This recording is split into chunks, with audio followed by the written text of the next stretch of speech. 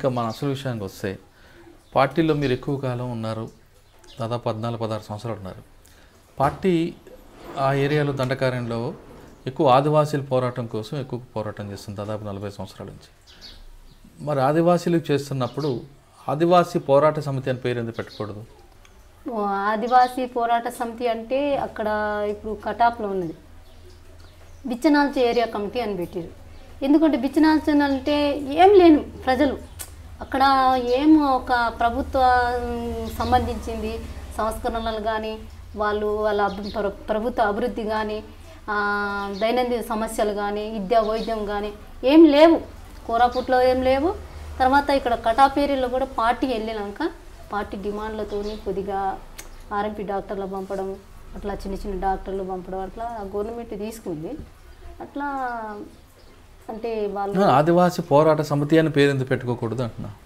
అంటే ఆదివాసీ పోరాట సమితి అనేది దాంట్లో ప్రతి ఒక్క ఇప్పుడు నేను పోతే నేను ఒక నా కులానికి ఒక పోరాటం, ఏరే దానికి ఒక పోరాటం అట్లా ఉండదు దాంట్లో. అంటే కులాలు సంబంధించిన లేదు, దాంట్లో ముఖ్య సమస్య మొత్తం సమస్య ఏంటిది అనేసి పరిశీలించి దాంట్లో చాసిమూల్య కమిటీ అని పెట్టిరు ఒకటి. అక్కడ ఆదివాసులతో కలిపి అంటే బిచ్చనాల్లో చాసిమూల్య కమిటీ అని పెట్టారు. ఎందుకంటే వ్యవసాయం మీద ఆధారపడుతురు కాబట్టి అక్కడ ఒక కమిటీ పెట్టడం జరిగింది. ఇప్పుడు ఆదివాసీ కమిటీ పెట్టడము కానీ పోరాట సమితి అని పెట్టడం కానీ అట్లా జరగదు. ఎందుకంటే ఇప్పుడు నేను మైనార్టీ పోరాట అది సంబంధించి పెట్టరు కదా, వ్యక్తిగతంగా పెట్టరు. పూర్తి సమస్య తీసుకొని దానికి విశ్లేషించి పై కమిటీ గుట్ట కూర్చొని దాంట్లో ఒక నిర్ణయం తీసుకొని ఏదైతే ముఖ్యంగా ఉన్నదో అక్కడ సమస్య దాని మీద తీసుకుంటారు. ఇప్పుడు మీరు ఉన్న కంపెనీలో కానీ మీరు పనిచేస్తున్న దళకంత ఇంట్లో కానీ మహిళలలో రాజకీయ చైతన్యం తీసుకురావడానికి కానీ లేదా ఆదివాసీ మహిళల్లో రాజకీయ చైతన్యం తీసుకురావడానికి మీరు ఏ విధంగా కృషి చేశారు? చాలా కృషి చేసి చాలామంది రిక్రూట్ చేసి కటాప్ ఏరియాలో ఈ ఎన్కౌంటర్ జరగకముందు రామగూడ ఎన్కౌంటర్ జరగకపోతే ఒక లెవెల్గా ఉండేది ఉద్యమం అక్కడ. చాలామంది ఇప్పుడు నేను అంటే ఒక టార్గెట్ పెట్టుకున్నారు అందరు కూడా. అంటే ఒక్కొక్క ఏరియాలకు ఒక 6 నెలల్లో ఒక 10 మంది కన్నా అట్లా రిక్రూట్ చేయాలి అనేసి పై కమిటీ తీర్మానం ఇచ్చింది. అట్లా తీసుకున్నాం, ఒక స్పీడ్గా తీసుకున్నాం. రామగూడ ఫైరింగ్ అయినాక చాలామంది ఇట్లా చనిపోవడం జరిగింది అక్కడి నుంచి. అయినా కానీ ప్రజలైతే ఇంకా బాగానే ఉన్నారు అప్పటికి కూడా.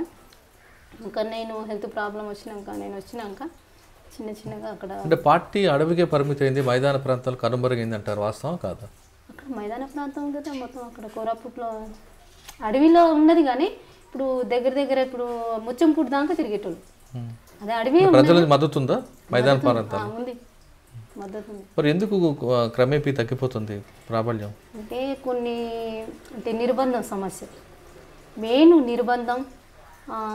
తర్వాత ఎన్కౌంటర్లు జరగడం, చనిపోవడం, అట్లా దాంట్లో మెయిన్ అయితే నేను టెక్నాలజీ డెవలప్ అయినాక దాడులు జరగడం, అంటే ఎమ్మటెమ్మటే ఫైరింగ్లు జరగడం, నీళ్ళు అన్నం తిండి తిప్పలు కూడా సమస్య రావడం, కొంతమంది రాజకీయాలు బలంగా లేని వాళ్ళు వెళ్ళిపోవడం, తుపాకులు పెట్టేసి కూడా పోయిన సంఘటన కూడా ఉంది. అంటే ఆదివాసీ అభివృద్ధికి మావోయిస్టు పార్టీ అడ్డుకుంటుందని ప్రభుత్వం వాదిస్తుంది, మీరేమంటారు? అట్లయితే ఏం లేదు, పార్టీ అయితే ఎక్కడ అభివృద్ధికి అడ్డుకున్నది ఏం లేదు.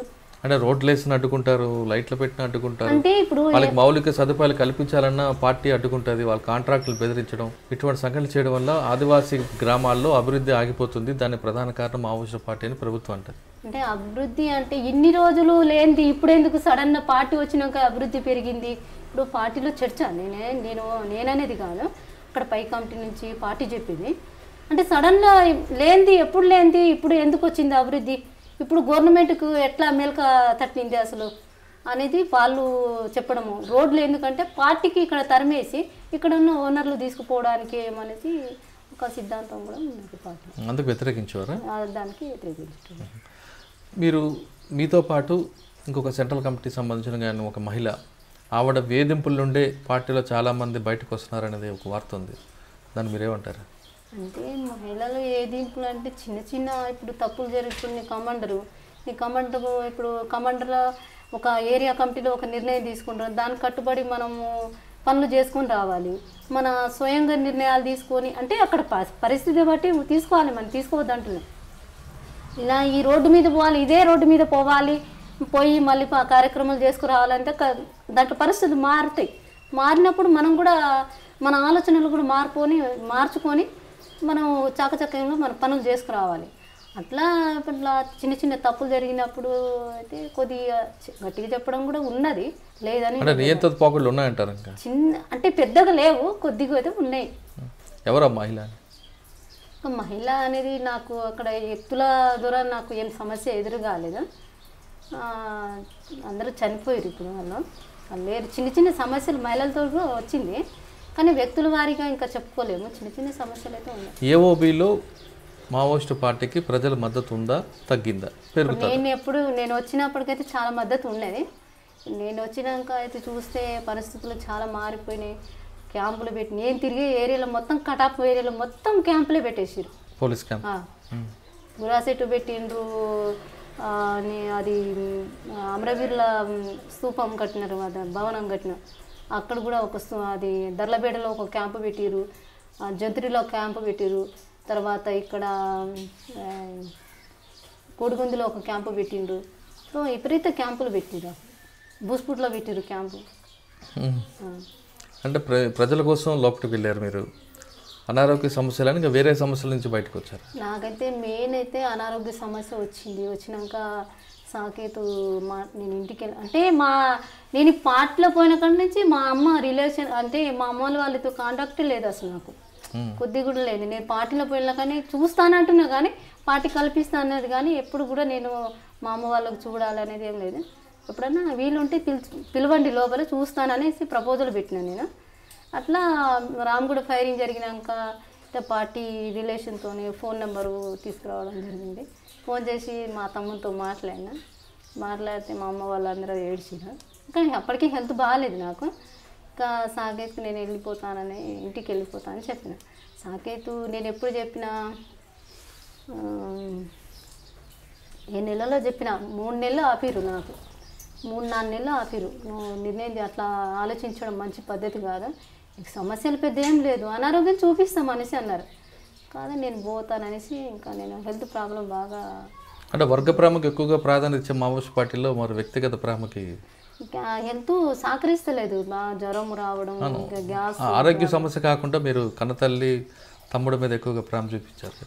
అట్లా అని ప్రేమ అని కాదు, అప్పుడు మాట్లాడిన అదే టైంలో అన్నీ జరిగినాయి. నేను ఇంటికి పోతానని చెప్పిన టైం అదే, వాళ్ళు కూడా మాట్లాడిపించింది అప్పుడు ఆ టైంలో జరిగినాయి. ఏదో ఇంటికి వాళ్ళు మా అమ్మ వాళ్ళు మాట్లాడేదో ఏడ్చిరు అనేదో నేను రాలేదు. అట్లా ఆ టైంలో జరిగినాయి అన్నీ. అంటే పార్టీ అనుమతి ఇచ్చిందా మీరు వెళ్ళిపోతానంటే? నేను వెళ్ళిపోతా అంటే 3 నెలలు టైం పెట్టింది. 3 నెలలు సాకైతే డైరెక్ట్ మాట్లాడిండు, ఉదయం మాట్లాడి వాళ్ళతోనే ఉండేదాన్ని నేను ఎక్కువ. నేను అక్కడ యోబిలో ఉన్నదంటే సాకేతు ఉదయ్ దయతోనే ఉన్నదాన్ని, వాళ్ళతోనే ఎక్కువ నాయకత్వంతో ఉన్నాను. ఏమన్నారు 3 నెలల తర్వాత? 3 నెలలు టైం పెట్టిరు. ఆలోచించుకొని నిర్ణయం తీసుకో, ఆలోచించే పద్ధతి మంచిది కాదు, ప్రజలకు ఇంకా ద్రోహం చేసినట్టయితే కదా అని చెప్పిరు కానీ నేను ఇంకా దాంట్లో అయితే నేను మార్చుకోలేదు. పోతానని చెప్తే పంపించాను. నేనైతే దొంగతనంగా పారిపోయి రాలే, పార్టీ పంపిస్తేనే నేను పోతా, పంపకుంటే ఎన్ని రోజులని ఉంటానని చెప్పిన. పార్టీ పంపిస్తేనే వచ్చినాను. ఎక్కడ సార్ ఎంటర్ అయ్యారు? నాకు నల్గొండలే సార్. ఎవరి దగ్గర? దంగనాథ్ ఎస్పీ సార్ దగ్గర. అదే ఎస్పీ గారితో గతంలో ఫైట్ అయింది కదా మీరు, ఒక ఎక్స్చేంజ్ ఆఫ్ ఫైర్ తప్పించుకున్నారు కదా నల్లమలలో. అవును. ఏమన్నారు అప్పుడు సార్? సార్ ఇంకా మాట్లాడి ఇంట్రగేషన్ చేసారు, దాంట్లో కూడా చెప్పినాను. వచ్చిన తర్వాత మీకు రావాల్సిందన్నీ వచ్చాయి. అయితే ఇప్పుడు అయితే రివార్డ్ ఇచ్చారు, 4 ఎకరాల ల్యాండ్ ఇచ్చారు, అది పట్ట గిట్ట ఏం ఇవ్వలేదు, ఇంకా మిగతా ఏం రాలేదు. మీ సమస్యను పరిష్కారం అయిందా? సమస్య అంటే ఇప్పుడు ఇచ్చిన చెప్పిండ్రు కానీ ఇవ్వలేదు. ఏమన్నారు ఎస్పీ గారు? ఇస్తామని చెప్పారు. మీ పాత భూమి అది ఏమో మాట్లాడిండు, మళ్ళా కోర్టుకు 60 రోజుల టైం ఇచ్చారు, ఆ తర్వాత చేస్తామని చెప్పారు. ఇప్పుడు బయటకు వచ్చారు, ఇప్పుడు ఆరోగ్యం ఎలాగుంది మీకు? అక్కడ ఉన్న అప్పుడు కంటే ఇప్పుడు కొద్దిగా పర్లేదు. ఏం చేద్దాం అనుకుంటున్నా, మీ లక్ష్యం ఏంటి ఇప్పుడు? ఇప్పుడు లక్ష్యం అయితే అమ్మ నాన్నతోనే ఉంటా, ఫ్యామిలీకి. ఇప్పుడు మీరు వెళ్తున్నప్పుడు గ్రామాల పరిస్థితులు వేరు, ఇప్పుడు గ్రామాల అభివృద్ధి చెందే ప్రభుత్వ పథకాల కింద వరకు వస్తున్నాయి. అప్పుడు ఉన్న పరిస్థితులు ఇప్పుడు లేవు, అది వాస్తవం కదా? ఇంత అభివృద్ధి చెందుతున్న ప్రాంతంలో ఇలాంటి సమస్యలు చాలా సమస్యలు ఎదురవుతున్నప్పుడు మీలాగా అడవిలోకి వెళ్ళి తుపాకీ పట్టుకోవాలా, లేదు ప్రజాస్వామ్యబద్ధంగా పోరాటం చేయాలి? ఇప్పుడున్న పరిస్థితులు అయితే ఇప్పుడు ఎవరు తుపాకీ బట్టంత ఆలోచిస్తలేరు. అలాంటి పరిస్థితి ప్రభుత్వం కలిపి కొద్దిగా సమస్యలు ఉన్నాయి, ప్రభుత్వం దాంట్లో అమలు చేసే దాంట్లో కూడా ఉన్నాయి. ఇప్పుడున్న ఏ పని కష్టానికి సిద్ధపడాలి కదా, ఇప్పుడు కష్టానికి సిద్ధపడతలేదు. ఇప్పుడున్న టెక్నాలజీ, ఇప్పుడున్న ఈ సినిమాలు కానీ, తర్వాత ఈ సెల్ ఫోన్స్ కానీ వచ్చే ఎట్లనే ఒక 600 సంపాదించుకున్నా బతుకుదాం, ఆ కొండలలో పోయి మళ్ళీ ఎవరు కావాలి అన్నట్టుగా ఉన్నది. నేను పరిశీలించిన వరకు అయితే ఇప్పుడు అంటే విప్లవం అంటే నిండు భోజనం కాదు కదా, అలాగ కష్టాలు ఉంటాయి దాంట్లో. మనం మాట్లాడుకున్నారే 10 మంది కుర్రోళ్ళు కలిసి మాట్లాడుకున్నంతగా ఈజీగా అక్కడ ఉద్యమం కాదు, పార్టీలో పోవడం అంత ఈజీ కూడా కాదు. వాళ్ళు మస్తు మాట్లాడుకుంటారు, కానీ ఆచరణలో పోయి అమలు చేసేది చాలా ఉంటుంది. అలాగా అది లేదు, కనిపిస్తలేదు యూత్లో. కొంతమందిలో ఉన్నది కానీ అది ఆవేశంతో ఉన్నదే కనిపిస్తుంది, ఐడియాలజీగా లేదంటే. ఆవేశంతోనే ఇప్పుడు ఏదో పనులు జరగకపోతే ఎంఆర్ ఆఫీస్ చుట్టూ తిరిగి, లేకుంటే ఏదైనా భూమి ప్రాబ్లం వచ్చినా కానీ, నిరుద్యోగం సమస్య వచ్చినప్పుడు అలాంటి ఆలోచన చేయడం జరుగుతుంది. కానీ వాళ్ళు ఇప్పుడు ఇంకొకటి ఏంటంటే పార్టీ లేదు కదా ఇక్కడ. అప్పుడైతే సిద్ధాంతాలు చెప్పేటోళ్ళు, కొద్ది గ్రామాలలో వచ్చేటోళ్ళు, వాళ్ళకు నిరంతరం ప్రజలకు మోటివేట్ చేసేటోళ్ళు, అలాంటి పరిస్థితి లేదు. కాబట్టి ఆలోచించడం అంటే పెద్దగా ఏం కనిపించదు నాకు గ్రామాలలో.